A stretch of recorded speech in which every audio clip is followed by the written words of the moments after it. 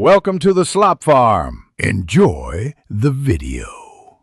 You begin by preparing tools and confirming you have the FC25 replacement net. Safety first, so wear gloves and steady the ladder. Inspect the goal frame for bends, missing clips, or rust. This tells you whether to repair before attaching the new net. Start removal at the top and loosen fasteners sequentially.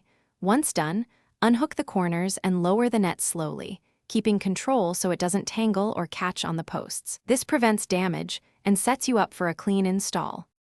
Once the frame is clear, spread the FC25 net and align the top edge with the crossbar centerline so panels fall evenly. Attach the top corners and several center points first. Make firm connections with hooks or zip ties placed about every 12 to 18 inches to create a baseline tension. Then move down the sides and back, alternating left and right as you secure each point. This keeps tension uniform and prevents one side from overstressing. Make sure knots are tight and trimmed neatly as you progress. To finish, trim excess tie tails and tidy all attachment points so nothing flaps during play. Once done, step back and perform test shots from penalty area, wings, and close range to check how the net catches the ball.